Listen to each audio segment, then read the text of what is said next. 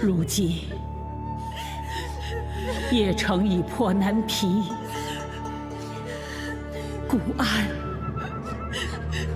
恐怕也保不住了。袁夫人说的对啊，您真是洞烛先机。我家主公一向是胸怀宽广，袁夫人如果能去南皮或者固安劝你家儿子早早的投降，那我想我家主公他一定会网开一面的。休想！曹安门今天破我邺城，我无话可说。我想，总有一天他也会被人挖坟掘墓，暴尸荒野。住口！敢再胡说，休怪本将军对你不客气。不用你对我不客气，也不用你假慈悲放我们一家。请你们转告真儿，如果他要活命，就让他好好顺从曹阿瞒吧。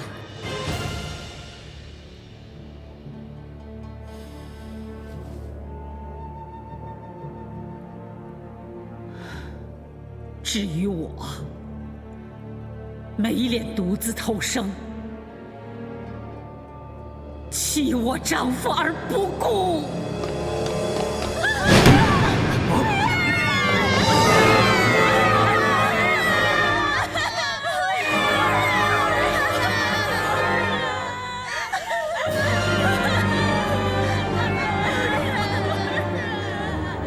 好一个贞洁烈女！想不到袁夫人个性如此刚烈，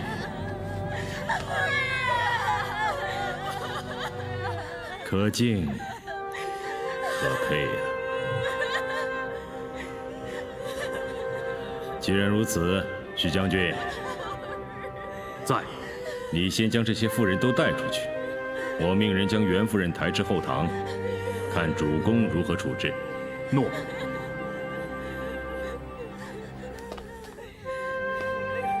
走，起来，走，走。慢着，袁夫人之死不可声张，否则有什么后果，你们自当知晓。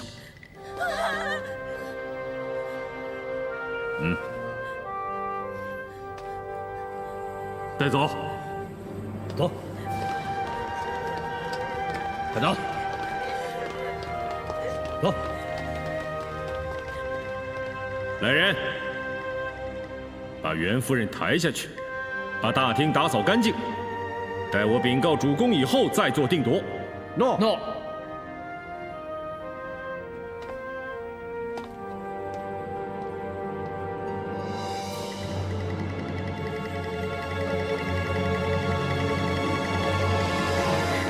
小姐，小姐，小姐，怎么了？发生什么事了？好消息，好消息！什么好消息？方才华大夫在角门外告诉我说，那曹阿瞒遵从了小姐的意思，把袁家的妇孺都放了，还给了他们银子，送他们出城去了。真的吗？那婆婆呢？他们派专人把老夫人送回袁姐老家了。看来这曹阿瞒倒是言而有信，只是不知道他心中藏着什么诡计。不管怎么样，都不能让他得逞。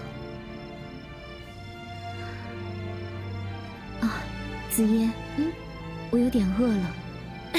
小姐听了好消息，竟然知道饿了。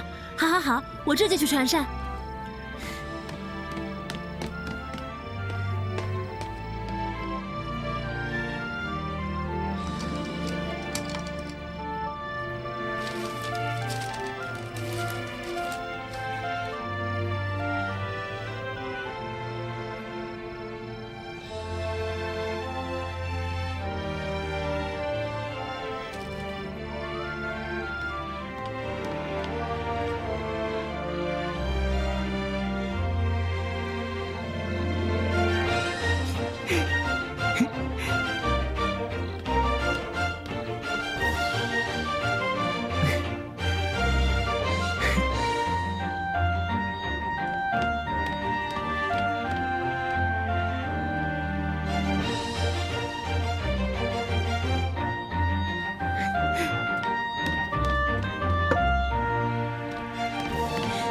三公子，多谢。奴婢告退。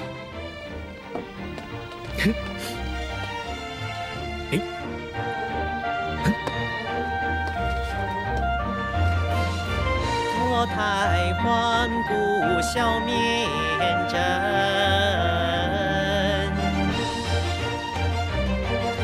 经过英美瑟瑟心，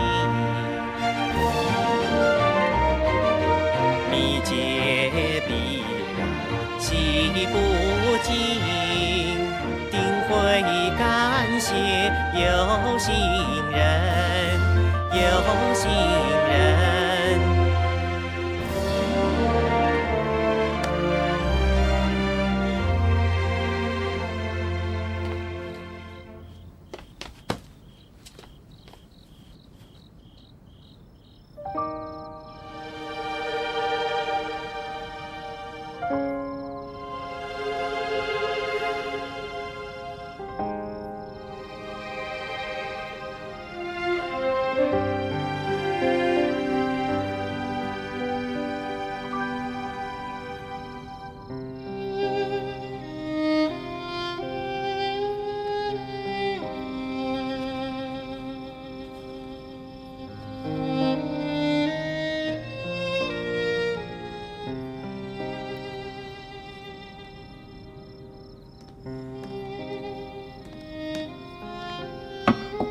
小姐，洗洗手，准备用膳了。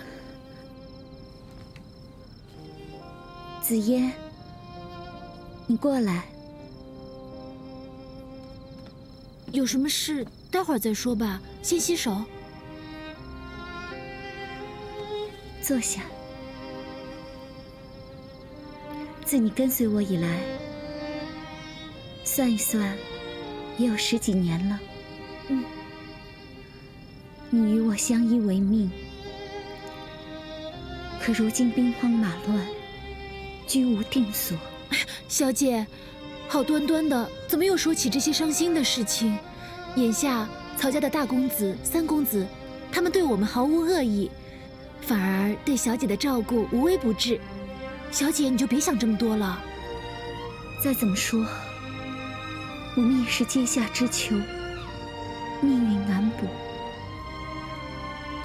紫嫣，这是我母亲在我来邺城的时候给我的陪嫁之物，现在我把它交给你。小姐，这怎么可以？我是一个小丫头，怎么能……就因为你是丫头，所以才没有人注意你。帮我好好收着它。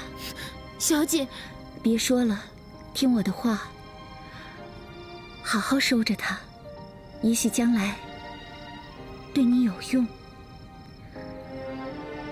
我们一直得到三公子的盛情款待，我实在过意不去。我写了一封信，对他聊表谢意。你现在帮我交给他。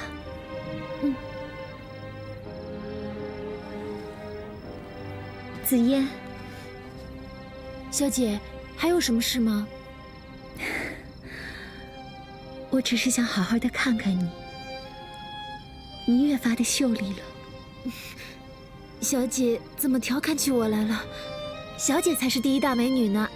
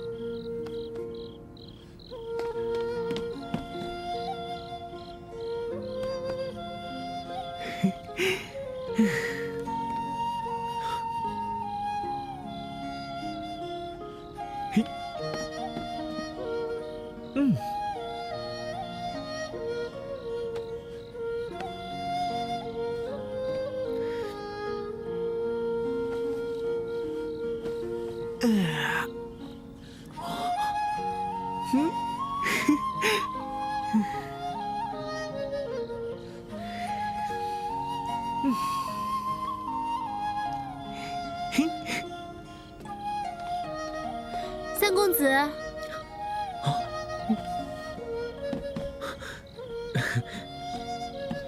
子言，有什么事吗？小姐命我送信给您。信？为什么？啊，小姐说这段时间蒙三公子照顾，特此表达谢意。给。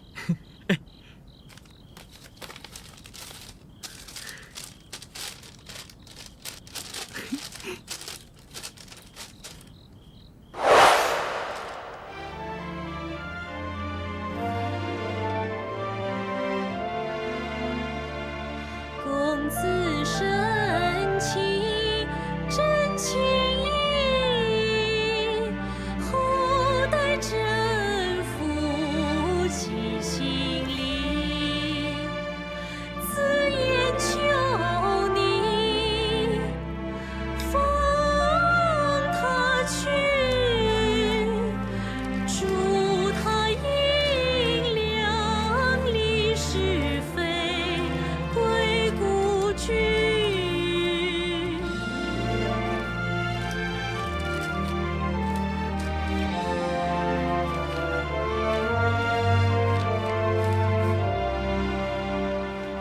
茫茫人世无期处，愿赴黄泉见丈夫。归地拜谢三公子，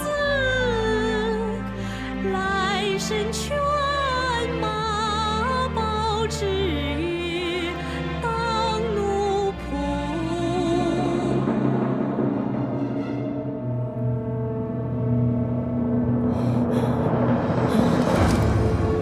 蜜姐，蜜姐，小姐，小姐，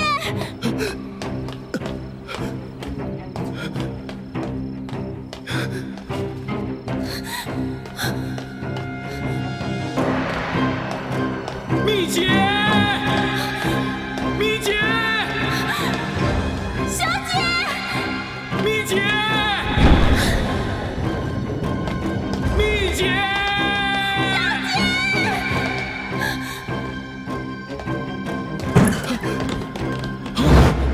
小姐，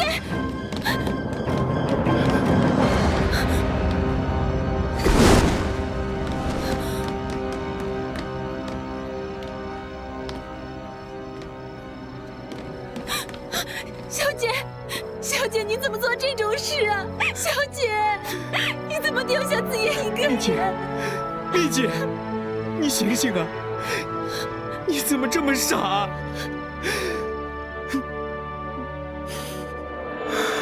爱上蜜姐啊，不惜命，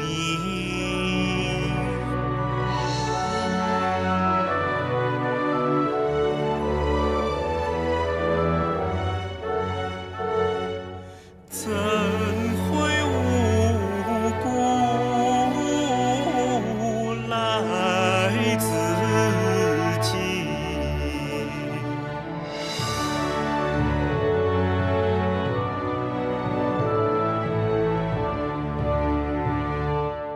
任我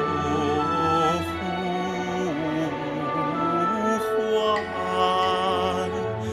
无回应，天人永绝泪盈盈，蜜姐啊，我泪盈盈。小姐，你别吓我，你醒醒啊！你醒醒啊，小姐！蜜姐，蜜姐，蜜姐，蜜姐，你醒了？蜜姐，你怎么样啊？小姐，蜜姐，小姐，你怎么忍心丢下子言一个人呢？小姐，蜜姐，你这是何苦呢？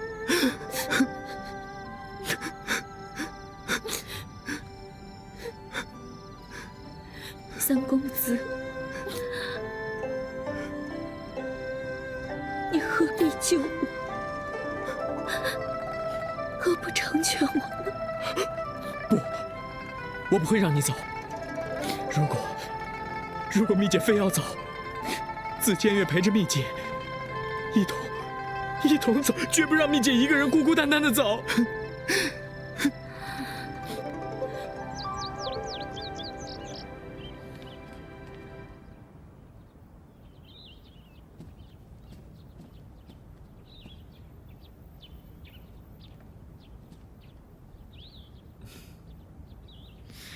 小姐，请用。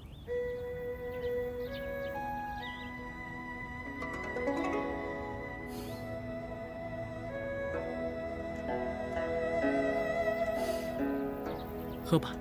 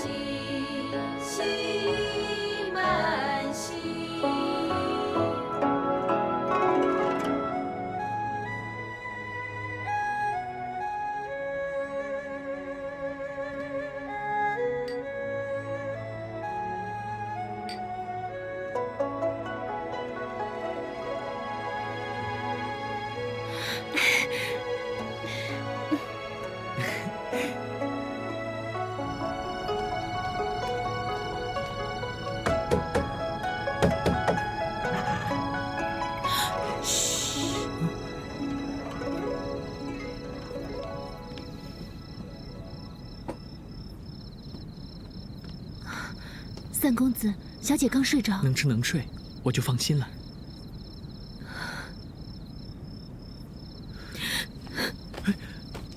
紫嫣，你这是做什么？若不是三公子，我家小姐恐怕已经……三公子的大恩大德，容紫嫣叩谢。紫嫣，快起来，快起来！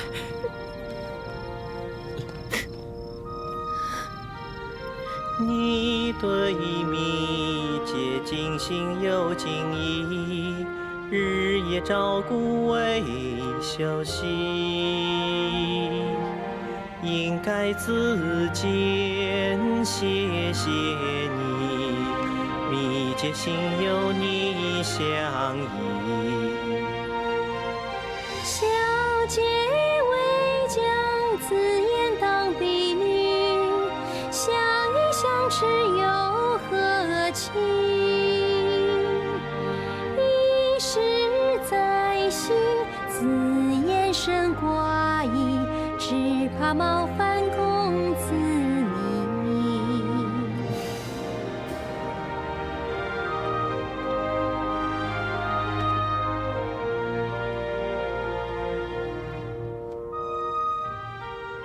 何时尽管对我语？因何关心女差去？日来牵挂夜不轻，还为小姐泪不停。恕紫嫣大胆，公子若不方便说，那事无不可对人言。其实我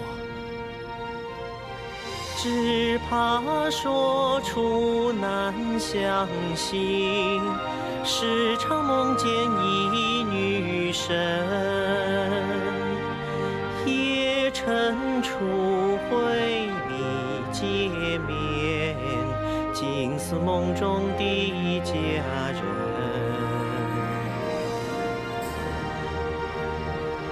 是真的吗？我家小姐也常做梦，她对梦中人的形容也像三公子您。我，真的，蜜姐也梦到我。紫嫣，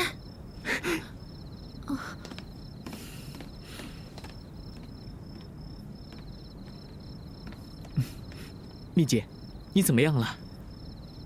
好多了，这些天让三公子担心，妾深深感不安。蜜姐何出此言？只是蜜姐别再胡思乱想，子建就高兴了。对了，我去吩咐他们做些好吃的。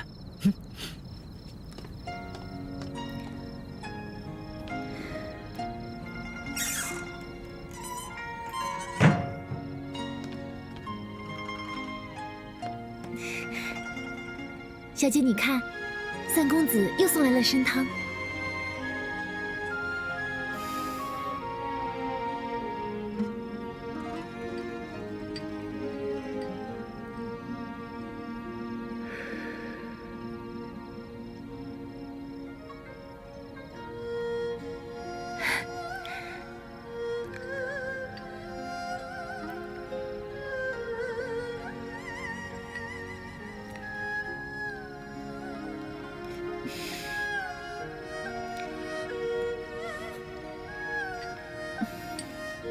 小姐，你终于知道照顾自己的身体了。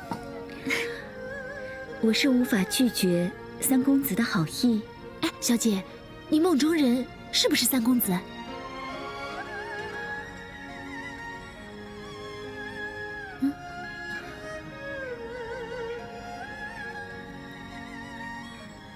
自从邺城被破，我好久都没有梦了，哪还记得这些？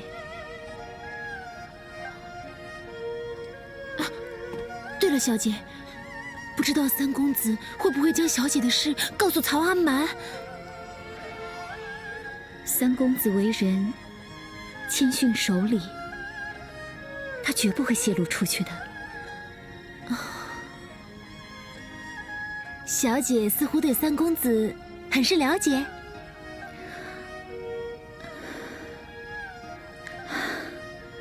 紫嫣，你别忘了，他对我再好，终究也是袁家的仇人。那小姐，今后应该怎么办呢？今后，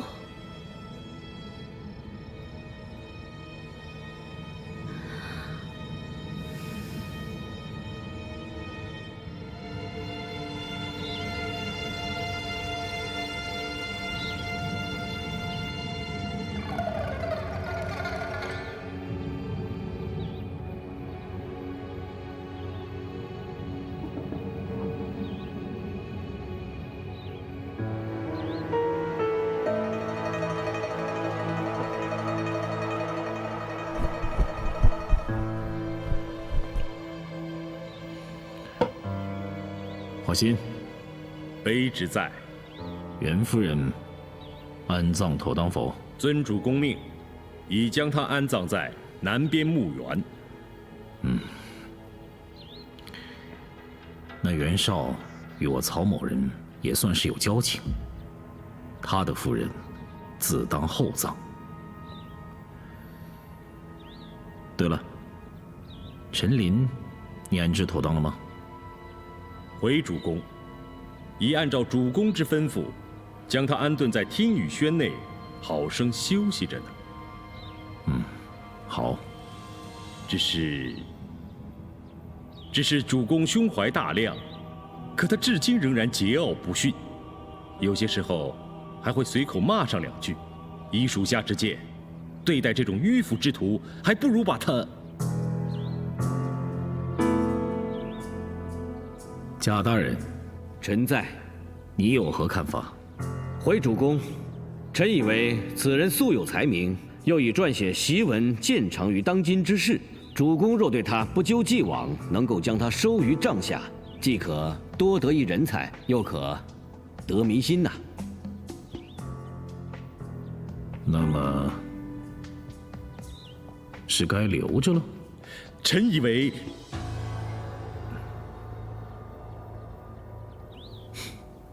程大人，久久不言，有何高见？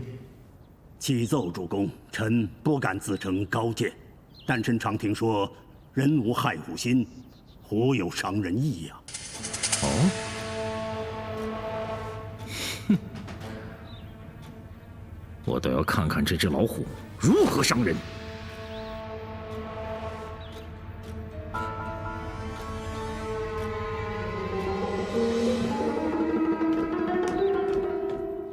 启禀主公，众夫人的座驾已到邺城。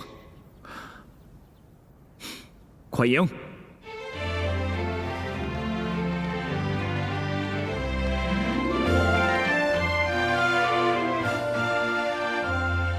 雕莲花动满堂彩，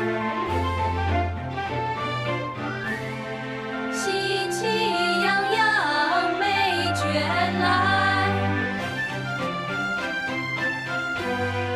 居家欢愉多和爱，自欢心轩与君钗，自欢心轩与君钗。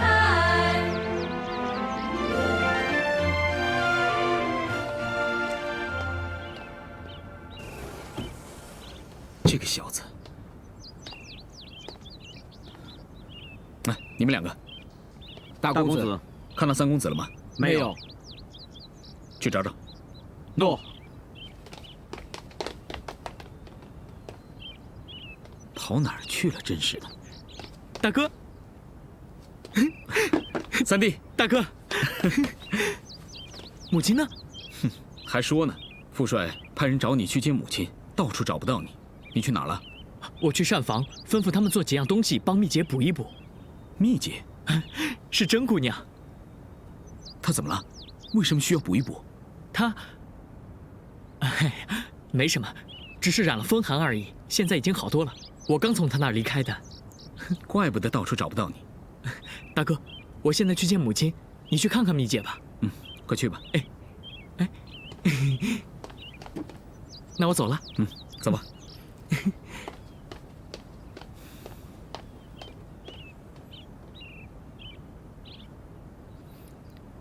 真是个小孩子。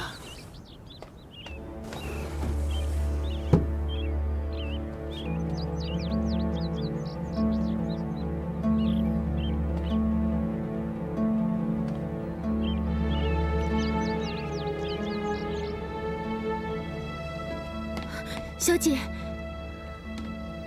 紫嫣，什么事？小姐，听说曹阿瞒的家眷已经进城了。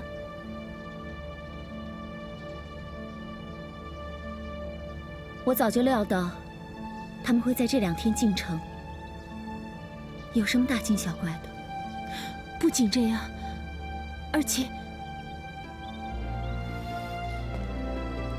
陈林先生也被抓了，就关在房间里。真的吗？是真的。陈叔父不是召集义军，在暗处抵抗曹军吗？怎么会被抓呢？这么说，袁家想要复城，真的无望了。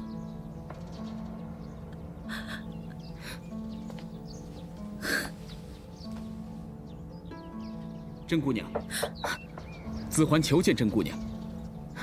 小姐，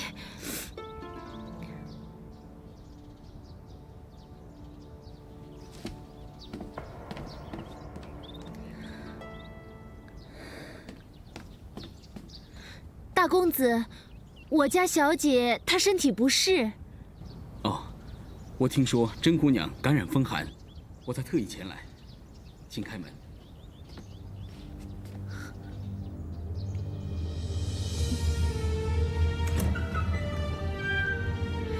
紫嫣见过大公子。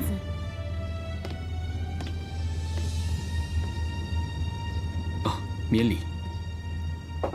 姑娘脸色怎么这么难看？三弟只说你身体不舒服，没想到这么严重。甄姑娘，我去叫大夫。不必，我的病已经好了，不劳大公子费心。哦，这样也好。我这里有一些人参，还请姑娘多服用一些。还有，我特地为姑娘精心挑选了一些绫罗绸缎，给姑娘做新衣服。既然我的病已经好了，就不需要这些东西了。何况我是阶下之囚，做什么新衣服？甄姑娘，多日不见女婵娟，玉容亲见美，红颜照新年，心头乱，退思起步太难看。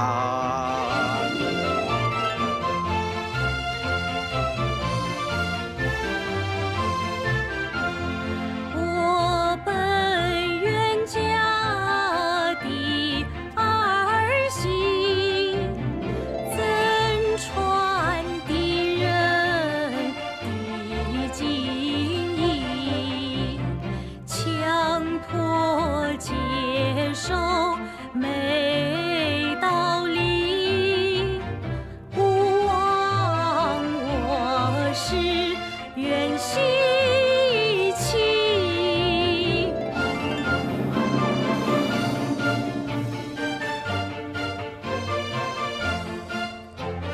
冷言冷语难忍受，说得自欢满面羞，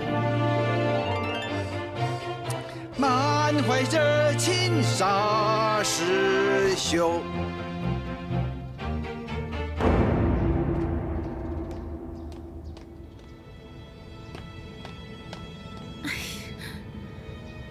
小姐闻听陈先生之事，心情不好，却对他发了脾气，也难怪他会拂袖怒冲冲而去。唉，大公子的运气却没有三公子的好。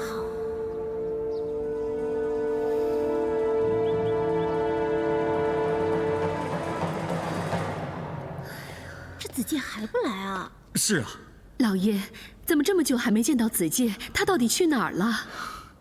夫人呢？除了子建，没别的儿子了？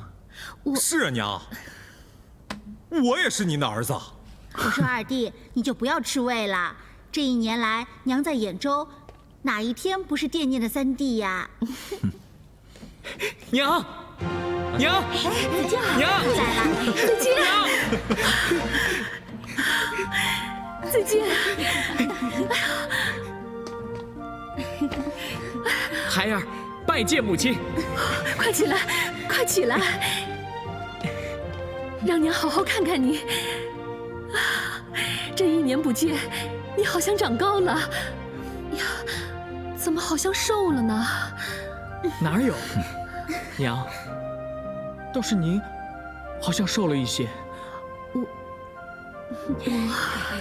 好了好了，我看是娘心里掉出来的那块肉又长出来了吧？死丫头，就你会贫嘴。子建，你与母亲许久未见，你们好好聊聊吧。子文，父帅，备下酒菜，为父一会儿要去听雨轩招待贵客。诺。孩儿拜见父帅。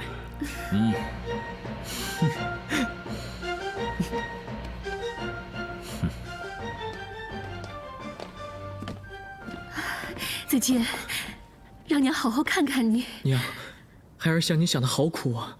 我也好想你。不但娘偏心啊，就连咱们的三公子眼里也只有母亲一个人吧？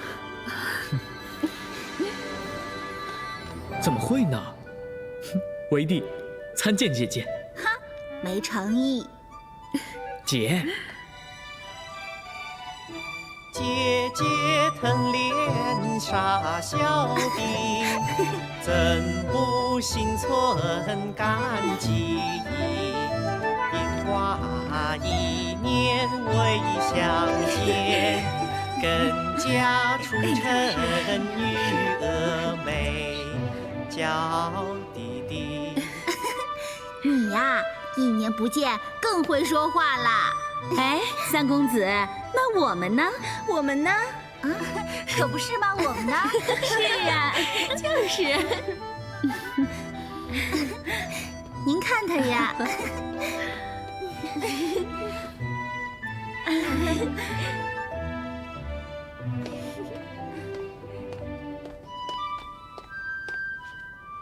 子见拜见忠义娘，公主有永安康。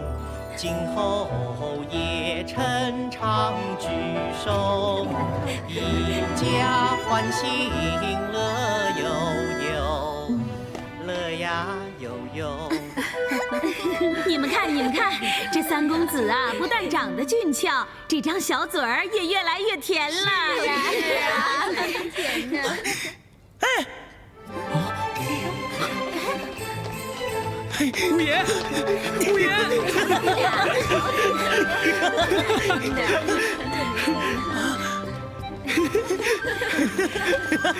哎，你呀，是不是长高了？我当然长高了。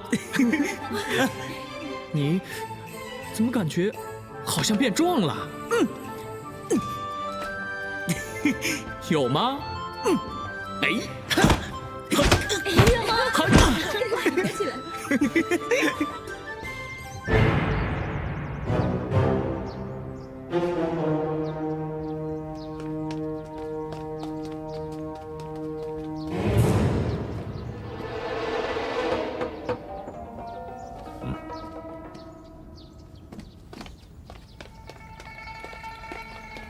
陈先生，请坐。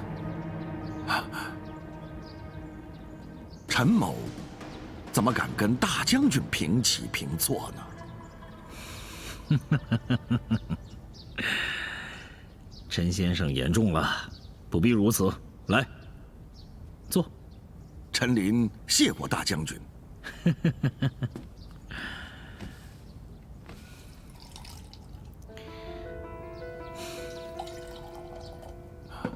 先生，共饮一杯。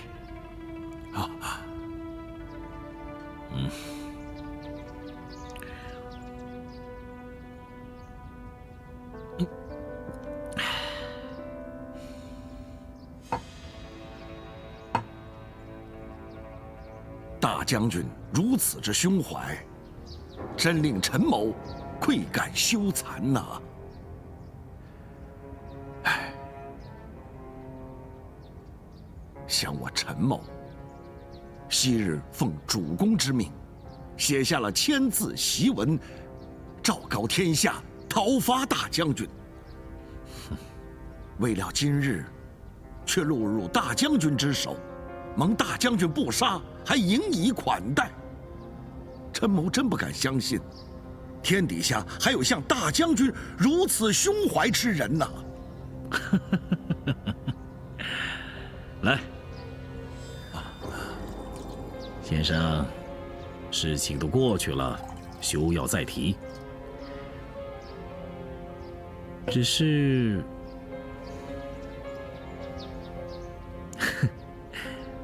先生，你骂我曹某也就罢了，为什么连曹某的父祖辈也一块骂了呢？陈某，我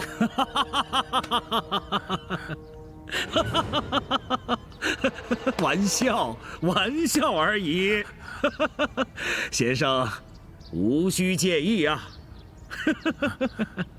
来，本将军也敬你一杯。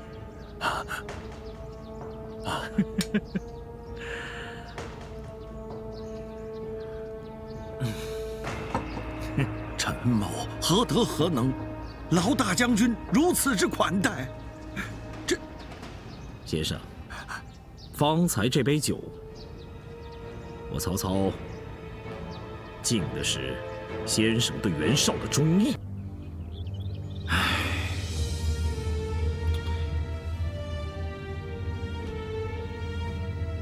先生这种人物，在那袁绍的帐下，真的是埋没了。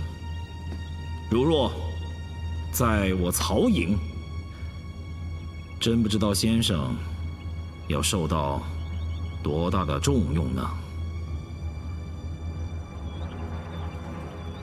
两军交战，各为其主。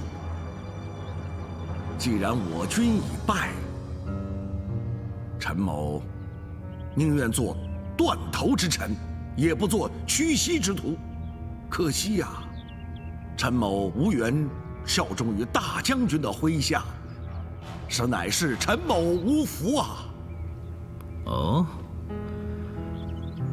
看来先生是一心求死了。唉，也罢，我曹操就成全先生。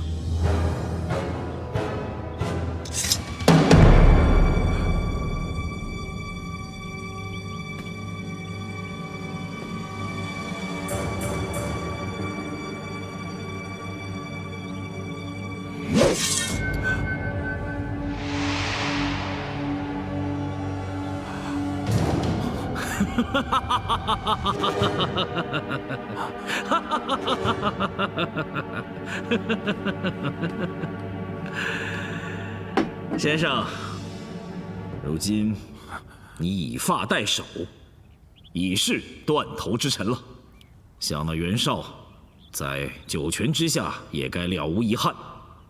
先生不妨留着有用之躯，为汉室效忠，这不也是忠臣义士吗？嗯，先生，这杯酒替你祭那九泉之下的袁绍。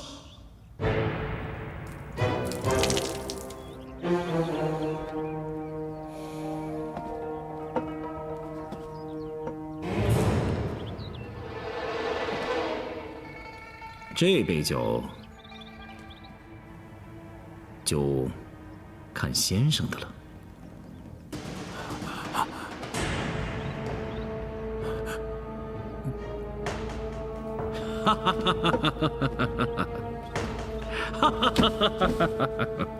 罪臣陈琳，感谢大将军再造之恩呐！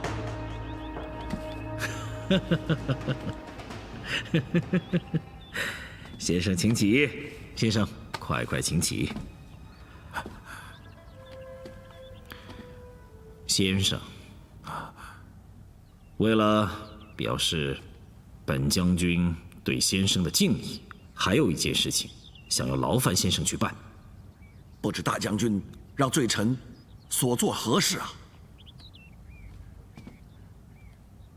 张彪如今还押在大牢之内，还想烦劳先生代为处置。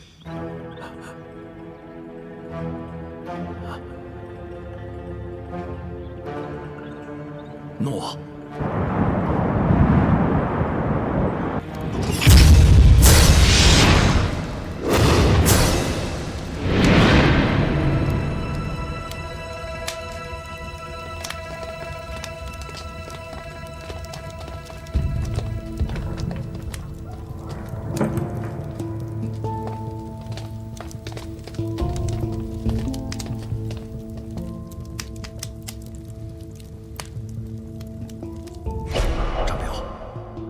生前待你如何呀？主公生前待我恩重如山，如同再造。那我们潜入邺城，目的为何呀？深藏地下，暗中整合，等待三位公子举军反攻，来个里应外合。到时候，你先把我绑起来，献给曹操，博取他的信任，以便监视曹操，然后再与三公子会合，伺机行动。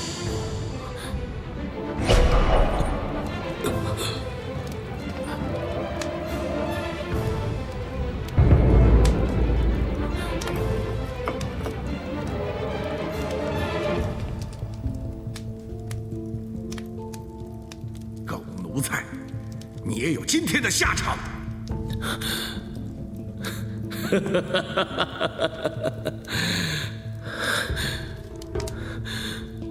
我做不成狗奴才，倒被你这不知廉耻的东西给做了去！住口！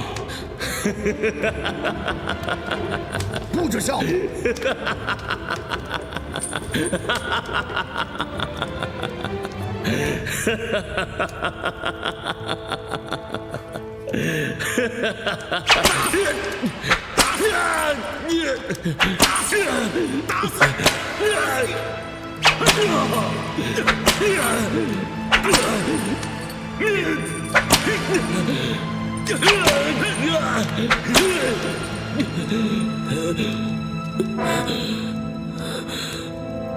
你这狗鼠之辈，你还不是对那曹阿满一样卑躬屈膝吗？原来你只是装模作样，到头来比我还下贱！你死到临头，还敢嘴硬？我打死你！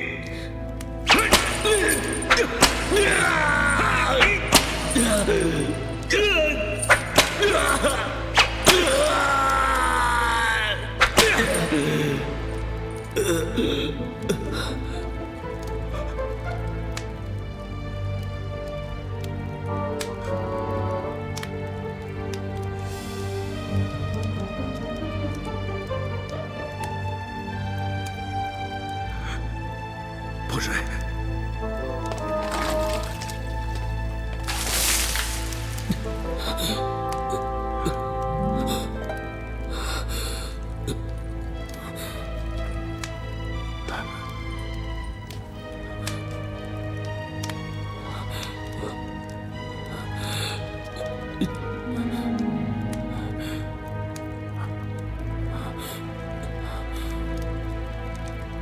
我咬死你这个伪君子！先生，快杀了我以示忠心！我咬死你！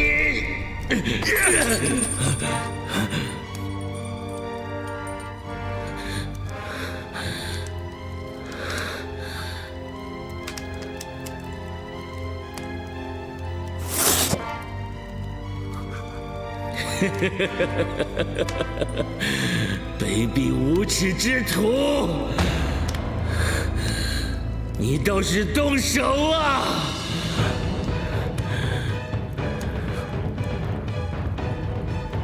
动手啊！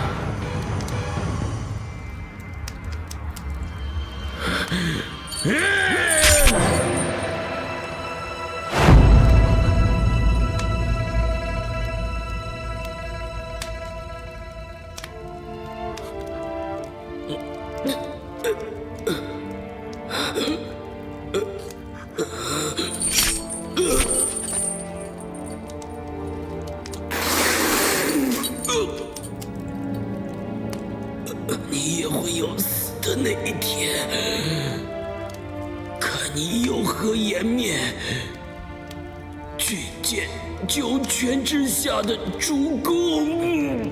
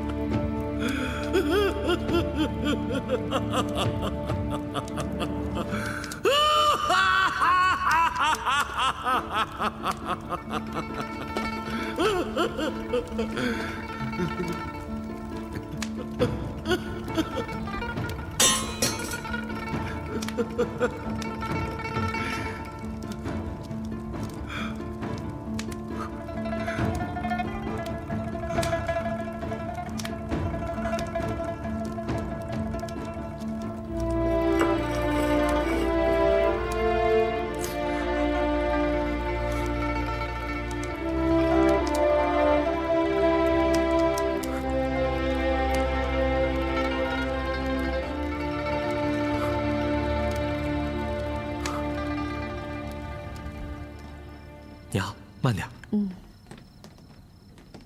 哇，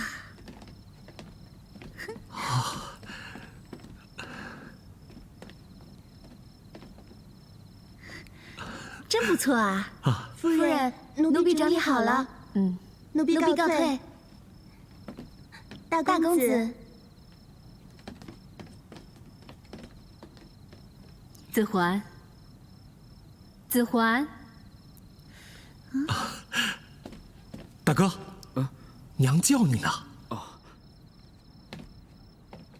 母亲。子桓，刚才晚宴之上，阖家畅谈，唯独你闷闷不乐，一直喝着酒，也未见你开口。现在又失神，你到底怎么了？是啊，我也发现了，这跟你平常的个性大不相同啊。有吗？没有啊，我好好的。母亲、大姐，不用为我担心。子桓，你跟子建都是为娘的心头宝，我怎么能够不担心呢？我最不担心的就是子文了。你看他傻傻的吃，傻傻的睡，一点心思都没有。娘，就您最了解我了。我当然没有大哥有心思了。啊，二弟，你瞎说什么呀？娘，我没有什么心思。子桓，自从兖州结为娘，始终双眉面洋洋，一向豪迈又英勇，何时在你心中有？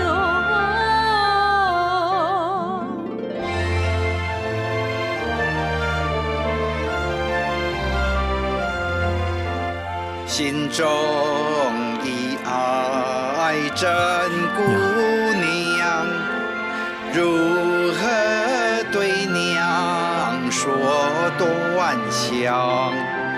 父亲忠义怎能强？难怪曹丕心彷徨。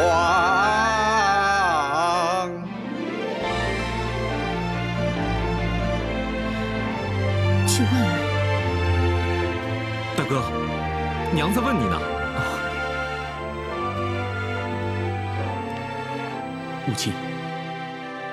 听闻陈琳已落网，如何处置非思量？此事何必你担忧？他和曹家结深仇。这事我也知道。我听说他做了签字檄文来咒骂我们曹家，但那时候是两军对阵，各为其主。子桓，这一点你爹的心胸就比你宽多了。是啊，父帅已收复陈琳，陈琳为了表示效忠父帅，还杀了那个张彪呢。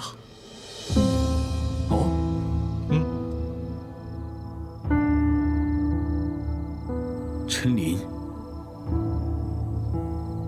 居然会这么做。哎，怎么没有见到子建呢？这吃完饭之后人就不见了，也不想着来陪陪我这个娘。我想啊，大概是和那个人比手画脚去了吧。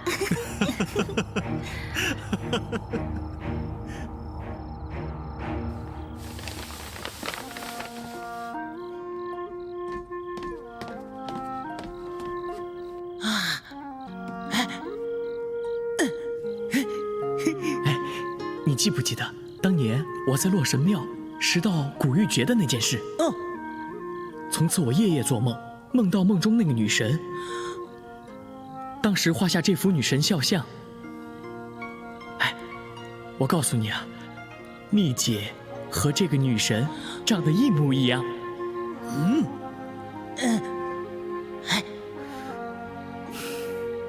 难怪你会不相信。这世上，怎有和梦中人长得一模一样的呢？所以当时我初见蜜姐的时候，心里着实一震。哎，蜜姐真和那个女神长得一样。你想去见她？我也想啊。可是今夜晚宴，富帅命人去请她，她却不肯来。我想，蜜姐一定是因为陈琳被捉之事在生气呢。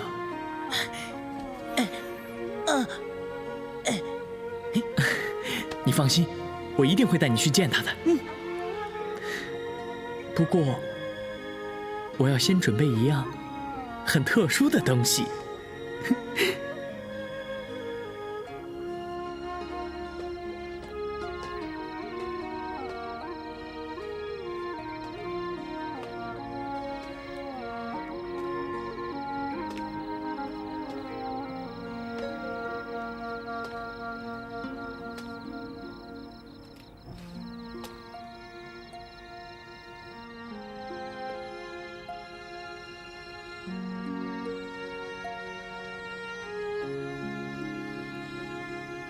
白天受甄姑娘一番奚落，我看还是别自讨没趣了。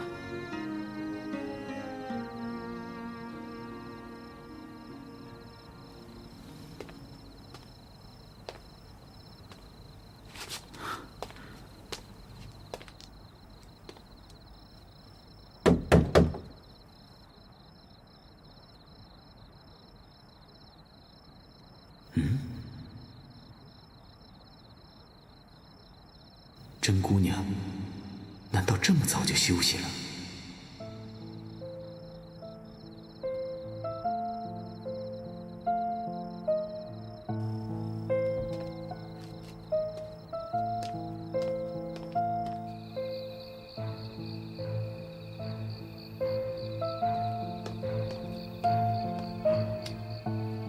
甄姑娘，主公有请。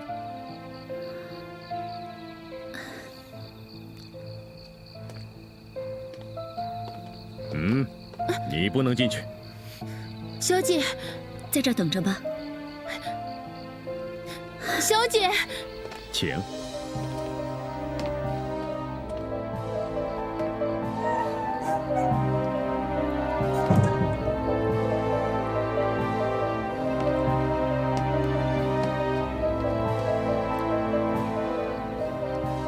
拜见大将军。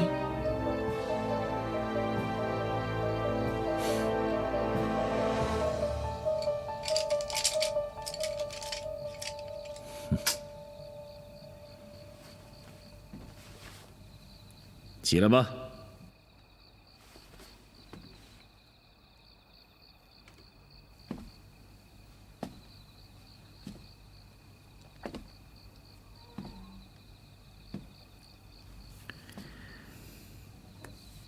甄姑娘来我书房，是来看我曹某的吗？我是来求大将军放了陈琳。你与那陈琳有亲？无亲。那就是有妻？无妻。无亲无妻，你为何要帮他呢？他乃文人，并非武士，求他何用？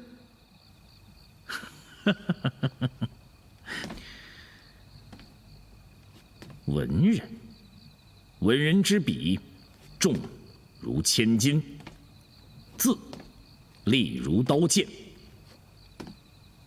难道你不知道，他陈琳曾作檄文怒骂我曹操吗？为人不做亏心事，文章再重再利，何惧之有？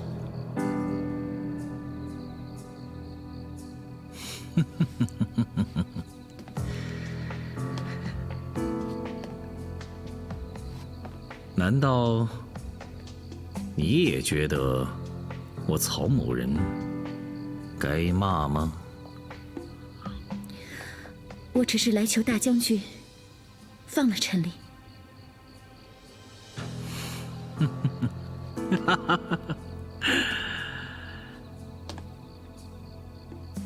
上一次你来找我，让我放了袁绍之妻，这次又来求我放了陈琳。你真当本将军这么好说话吗？告诉你，办不到。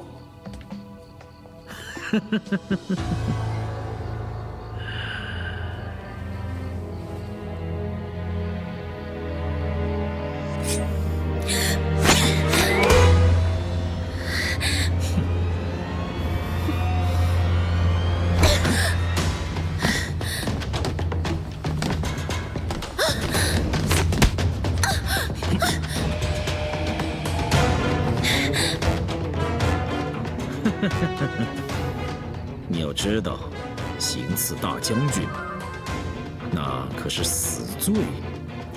我早就将生死置之度外了。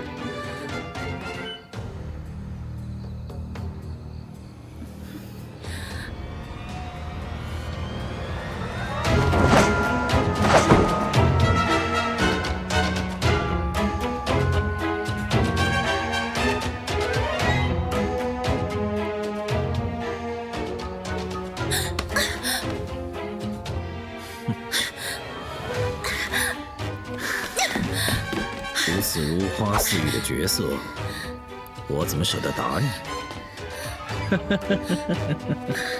来，别过来！否则，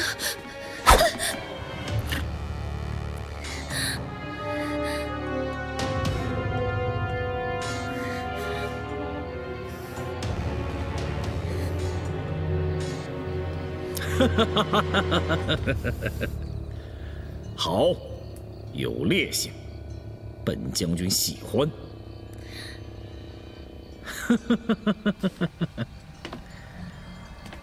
我告诉你吧，我非但没有杀陈琳，而且给了陈琳高官厚禄。陈琳已经降我曹营了。你做梦！你就是以死相逼，他也不会接受。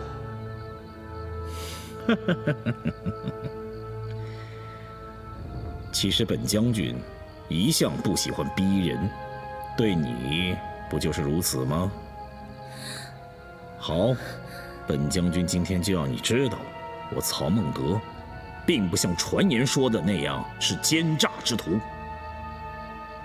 华歆，臣在。你告诉甄宓，本将军是如何对待陈先生的。诺。甄姑娘，陈琳为了感谢主公不杀之恩，不但诚心投靠，而且还亲手杀了张彪，并且他还建议主公将张彪的尸首悬挂在城门示众，暴尸3日。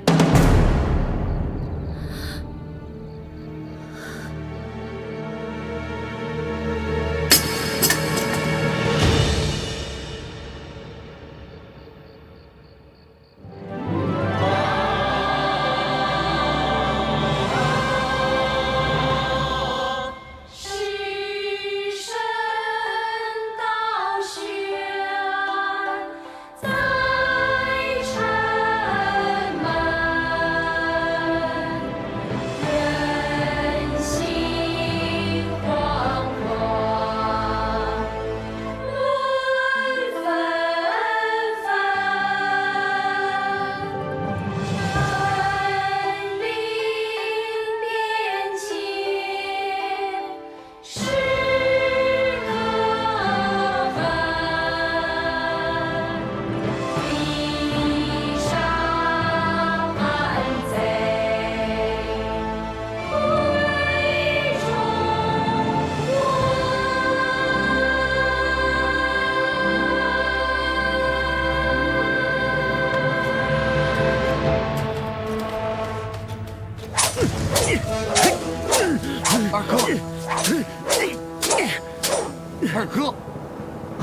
先莫生气，现在最重要的不是杀了那个叛贼陈琳，而是如何复城。大哥袁谭只求够安，你我如今只带了些心腹，埋伏在城外。我一定要找机会进城，杀了叛贼陈琳。武强，可有进一步消息？韦公子，10几里外官道上发现有一队兵马朝邺城前进，如果属下没有猜错的话，他们应该是曹丕的队伍。哦，这曹丕数天之前才刚刚离开邺城，如今又带人马回来。如果我没猜错的话，他定是去兖州接他的家眷过来。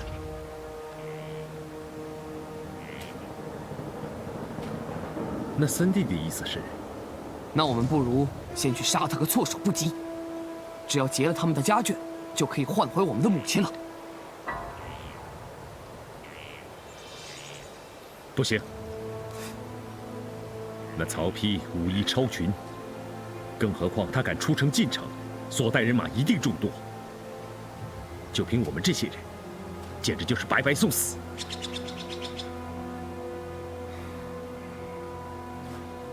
对了，武强，可有我母亲的消息？禀公子，属下打听到夫人和少夫人被软禁在内院，任何人不得接近。安全虽然无虑，但是听说曹老贼非常爱慕少夫人。好你个曹阿瞒！我袁熙今天不杀了你，我誓不为人！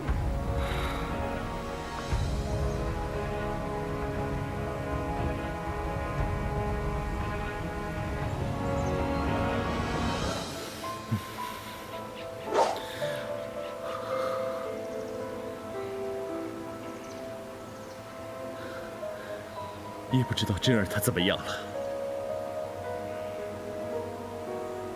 但是以真儿的个性，一定不会让那曹阿瞒得逞。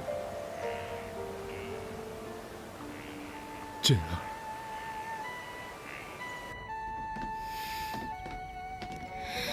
小姐，你从昨夜哭到现在，不眠不睡，不吃不喝，这怎么行呢？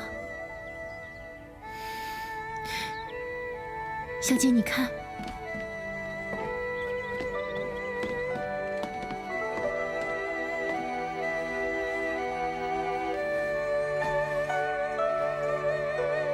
途经开前自西桥，可知憔悴。绿红娇，侥幸所愿何时了？柳叶双眉呀，久不眠。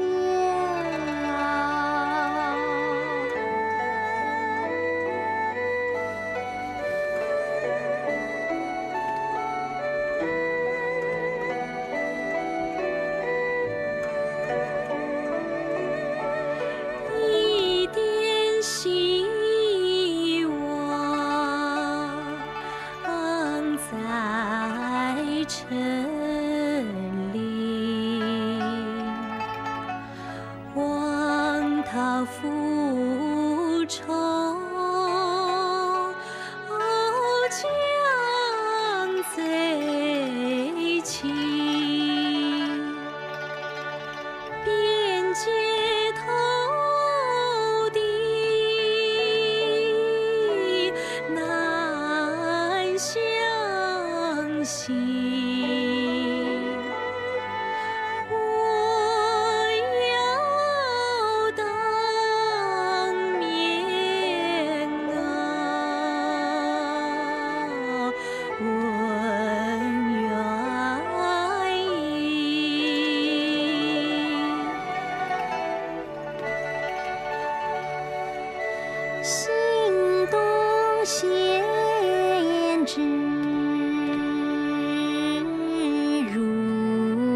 囚犯，与死见面，难上难，求他自荐来帮忙，恩情永远啊，记心房。小姐是要我去找三公子？对，你快去。是。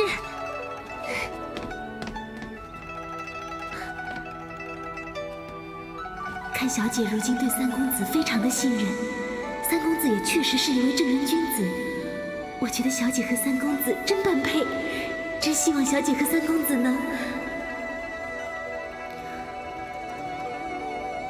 还不快去啊！是。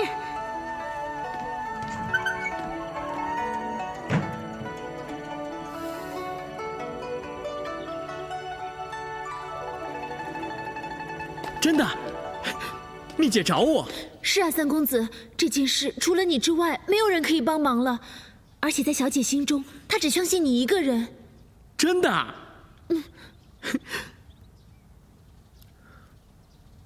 不过陈先生之事，我只听说他已投效副帅，具体情况我还得去问过副帅以后才能想办法。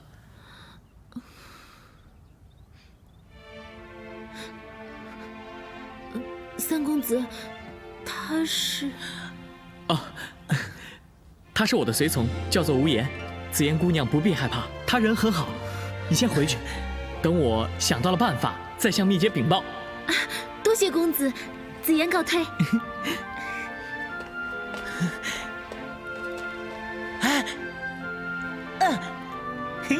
你说她灵巧可爱？等你见了蜜姐，你才知道什么叫做兰心蕙质，绝代倾城。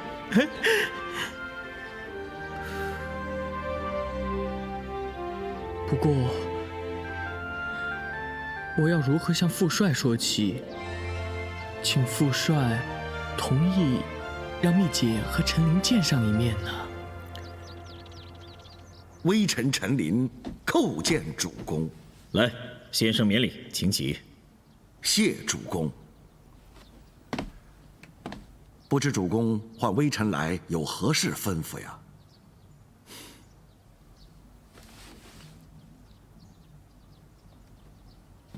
先生，今天叫你过来，是有一件事要请教，希望先生知无不言，言无不尽。诺，微臣不敢对主公有半句隐瞒。先生，你与那甄宓是何关系？甄宓？说。诺，甄宓的父亲与微臣实为好友，而且亲如兄弟。甄宓在幼年时曾拜微臣为师。原来是这样。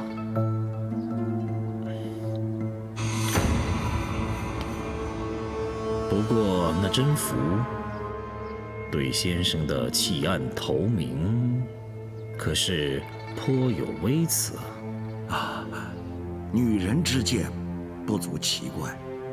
就如昔日微臣都有眼无珠，不识主公为扶持汉室之心，伸展宏志，匡扶天下的雄伟大业，而且还胡乱猜疑主公以德报怨的宽宏胸襟，更何况女人怎识一二呢？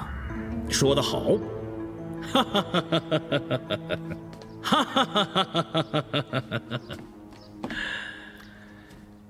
既然陈先生知道主公宽宏胸襟，那么先生可有图报之心呢？只要是主公吩咐之事，微臣定当赴汤蹈火，在所不辞。倒没有这么严重，不过主公心中深藏一件事，非陈先生不能圆满啊。哦，请华兄明示。自古以来，有道是美女配英雄。华歆，那甄宓乃绝色美女，曹某岂能配她？你这么说，也不怕陈林先生笑话？配得，完全配得。哎呀，若不是华兄及时提醒，险些错过一段旷世奇缘呐。哦，先生也是如此认为的？正是。虽然甄宓名为袁熙之妻，可是他们并未圆房，因为当时袁熙奉旨正在镇守幽州。况且如今袁氏既灭，而主公却能收甄姑娘在身边，实乃是一件大功大德之事啊！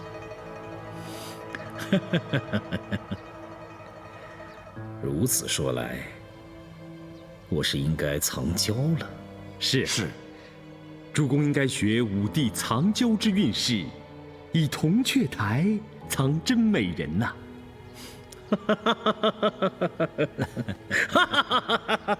看奸贼如此无耻，我不如找机会叫侄女学西施报国。陈先生本将军希望那甄宓能够心甘情愿地接纳本将军，那就有劳陈先生了。诺，微臣明白。微臣定会说服甄姑娘，让她识大义，明大局。好，陈先生，此事若办成，那你可就立了一大功了。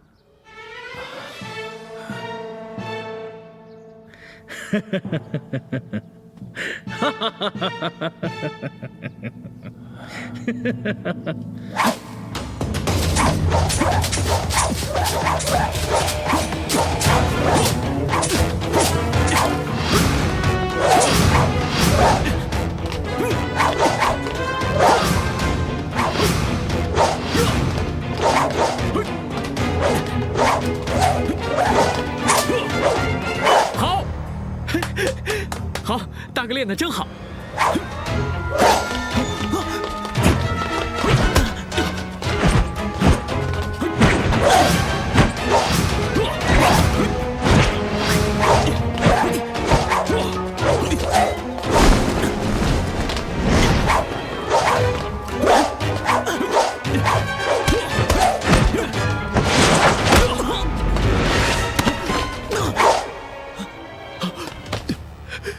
大哥有何训示？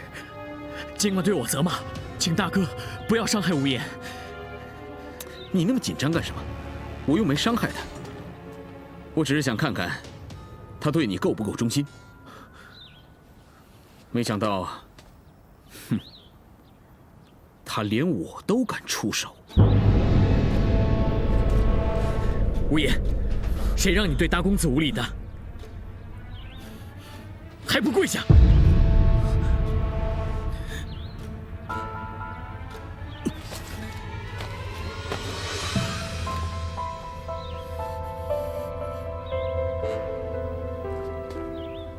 好了，你起来吧。谢谢大哥。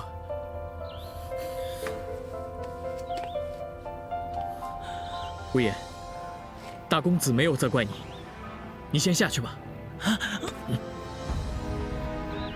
下去吧。